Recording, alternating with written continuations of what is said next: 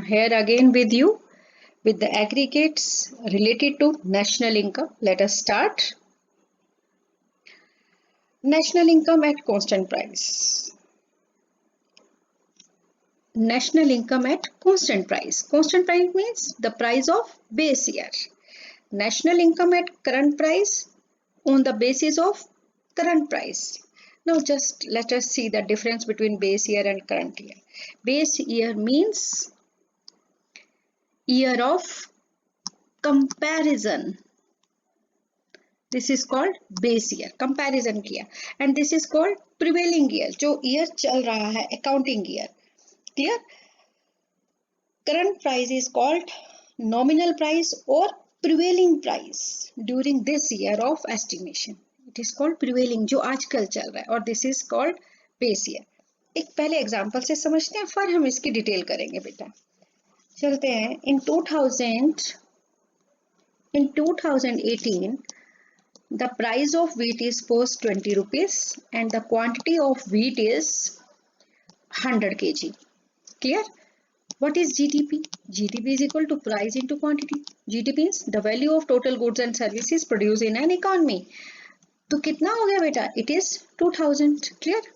In 2019 it is post 2019's price remains constant but quantity increases from 100 to 120. Then now what is GDP? It is just 2400.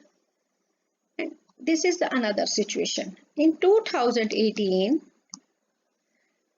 the price of wheat is 20 and the quantity is 100. GDP is equal to P into Q, that is 2000.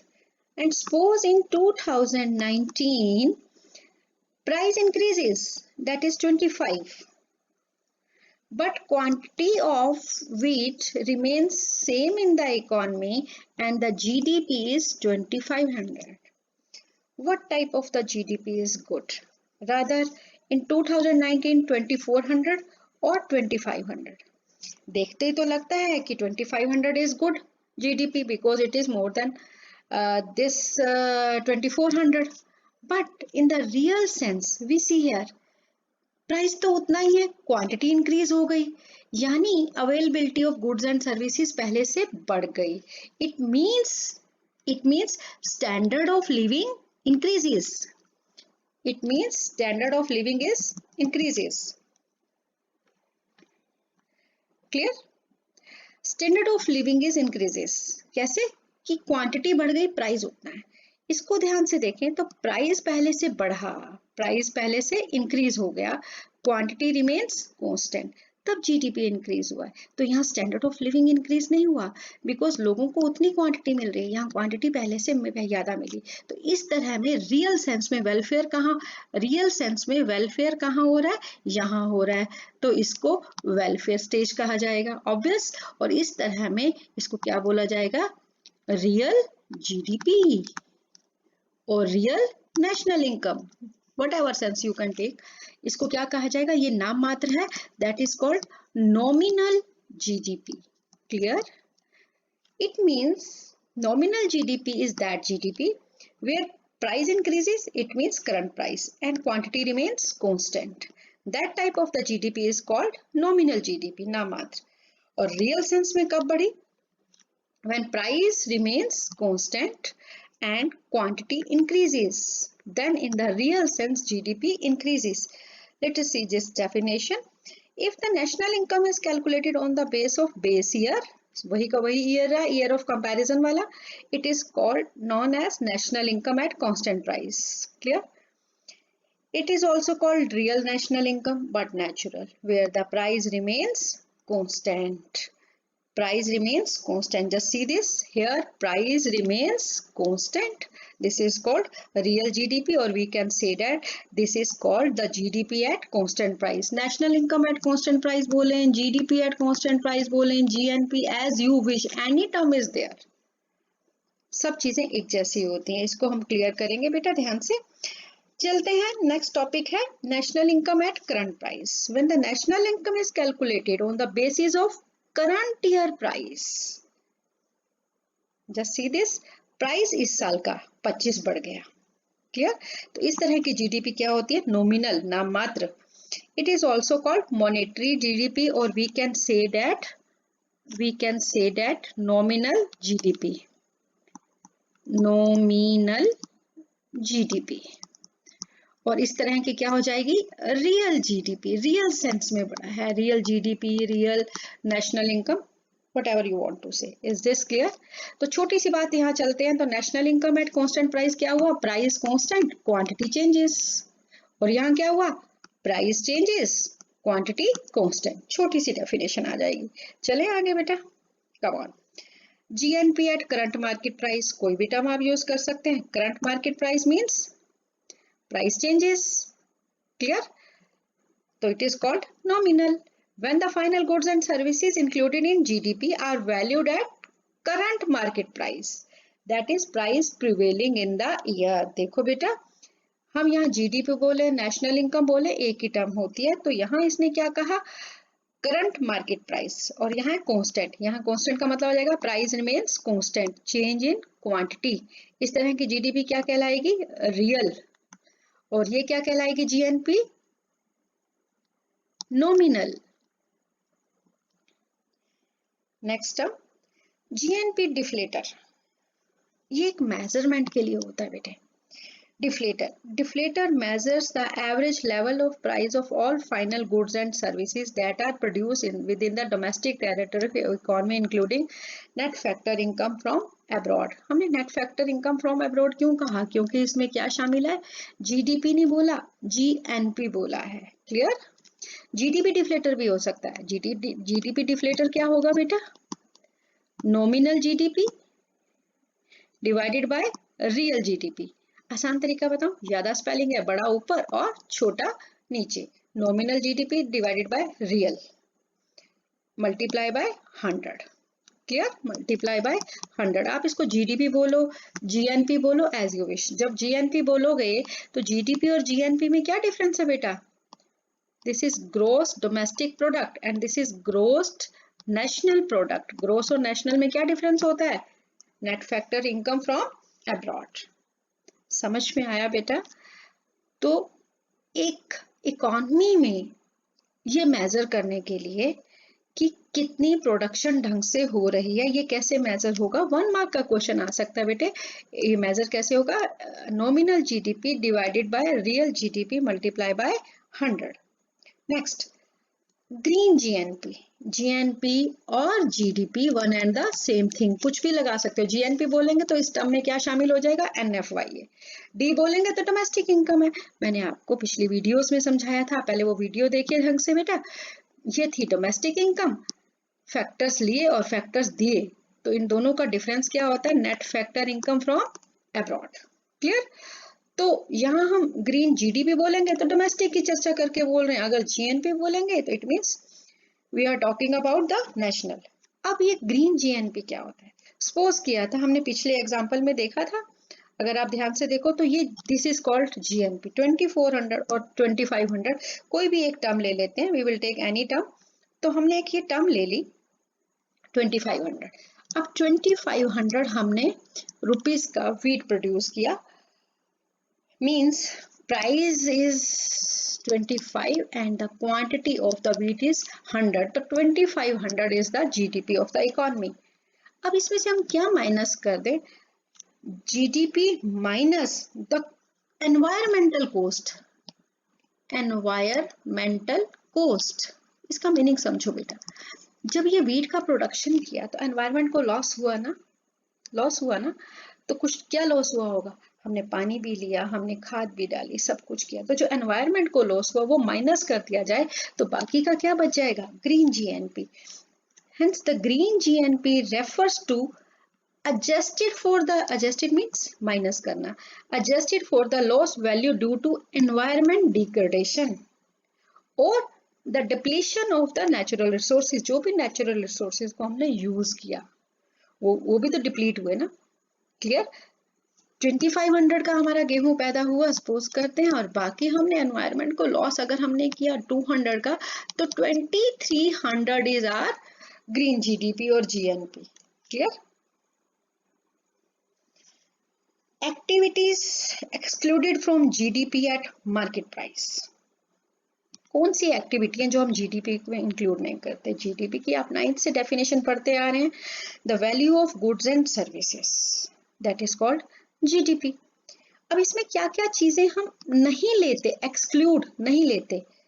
Purely financial transaction, share market की चीजें हम इसमें नहीं लेते, वहां सिर्फ financial transaction होता है, मनी का नहीं होता, just shares one hand from to the another hand. Transfer of used good, second hand goods भी हम इसमें शामिल नहीं करते। Clear?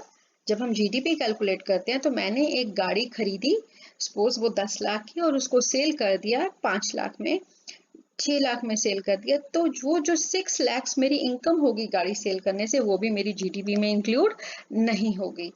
Non market goods and services, non market goods and services यानी जो चीजें मार्केट में नहीं आती, जैसे गांव में अगर किसी ने प्रोडक्शन करनी है, गेहूं बोना है, तो उसने कुछ अपने दोस्त से कुछ बोरियां उधार ले ली बीज की गेहूं के लिए, तो वो that is not included into GDP. तो बहुत सारी चीजें हम जीडीपी में इंक्लूड नहीं करते। तो कहीं ना कहीं ये बात करते हो कि आपको लग रहा है बेटा, इट मीन्स जीडीपी में जो हम डेफिनेशन बोलते हैं, the value of total final goods produced in an economy, ये आपने 9th में डेफिनेशन पढ़ी होगी, value of goods and services produce in an economy.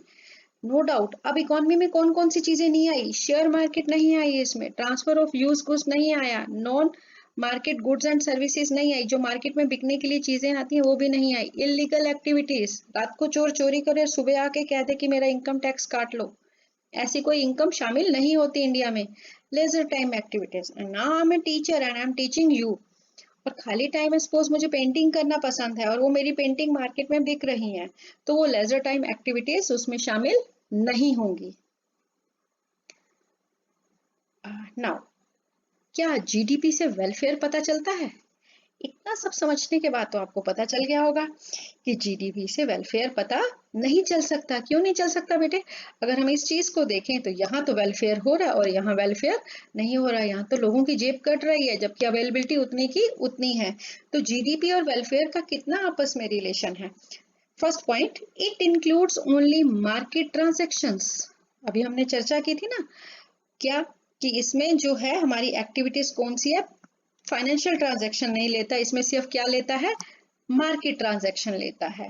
तो इससे वेलफेयर का पता नहीं चल सकता। It does not describe what is being produced, क्या क्या प्रोड्यूस हुआ ये थोड़ी पता चलता है। टोटल गुड्स एंड सर्विसेज पता चल जाएगा, लेकिन क्या क्या प्रोड्यूस हुआ ये पता नहीं चल सकता। It it ignores externalities. Externalities का मतलब क्या होता है बेटा?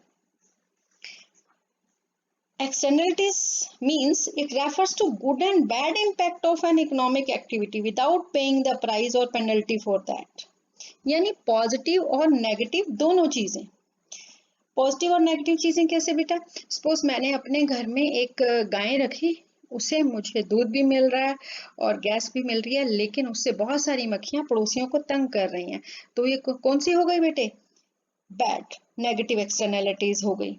जैसे फैक्ट्रियों से धुआं निकल रहा है और वो पोल्यूशन कर रहा है और वो नदियों में भी गंदा पानी छोड़ रहा है, रिवर्स में भी छोड़ रहा है, तो it causes a loss of social welfare, so it is called externalities. समझ में आ गया? एक्सटर्नलिटीज 1 मार्क का क्वेश्चन आ सकता है, गुड और bad impact both are included into externalities in the economic activity. तो जीडीपी में हम ये चीजें इग्नोर कर देते हैं। फैक्ट्रीज हैं, नो डाउट, ईंटें बन रही हैं, बहुत कुछ अच्छा बन रहा है, लेकिन इससे लॉस क्या हो रहा है? स्मोक जो है वो आसपास के गांव में जा रहा है, तो this is called bad impact. तो GDP is not directly related with welfare. It does not describe the income distribution. Income distribution means GDP growth fails to reflect a rise in social welfare. GDP बढ़ रही है किसी country की, हम newspaper में अक्सर पढ़ते हैं कि जीडीपी बढ़ रही है, या जीडीपी बीजेपी के राज में कम हो रही है या कांग्रेस के राज में। I am not related with any party, but हम न्यूज़पेपर में अक्सर पढ़ते हैं। तो GDP growth fails to reflect a rise in social welfare. जरूरी नहीं है कि जीडीपी बढ़ रही हो और सोशल वेलफेयर भी बढ़ रहा हो। हमने अभी देखा, इट मे बी पॉसिबल कि नॉमिनल जीडीपी हो और it may be possible real GDP. Real GDP है then it is totally related with welfare, society welfare, but if it is nominal GDP, it is not related with welfare of the society. GDP has always been a measure of output not of welfare. ये ऊपर बात हमारी clear हो गई। GDP का relation किससे है, कितनी आउटपुट हो रही है, ना कि किससे रिलेशन है, वेलफेयर से। Transfer payment made by the government is not included. Transfer payments means सरकार जीडीपी में क्या करती है, क्या मेजर होता है, value of final goods and services. But transfer payments इसमें शामिल नहीं होती। गवर्नमेंट हमें क्या क्या देती है, पेंशंस देती है, ओल्ड एज पेंशन देती है, और क्या देती है, स्कॉलरशिप देती है, कोई एक्सीडेंट हो जाता है तो वहां 2-2 लाख रुपया देती है। ये सारी चीजें ट्रांसफर पेमेंट किसमें शामिल नहीं होती, जीडीपी में। चलो लेट अस ग्लांस, आज हमने क्या किया बेटे, कुछ टर्म्स जो रह गई थी वो इस पार्ट में पूरी हो गई। हमने किया national income and constant price. नाम ही बता रहा है constant price means price remains constant and change in quantity then change in national income. अगर ये आ जाए national income and constant price then change in national income बोल देना। अगर ये आ जाए जीडीपी एट कांस्टेंट प्राइस तो क्या कह दोगे, where the price remains constant and change in quantity then change in GDP। Clear. Current price का मतलब सिर्फ किस में चेंज हो रहा है, करंट प्राइस में। क्लियर। तो यानी price changes, quantity remains constant. It is also called nominal GDP, it is also called real GDP.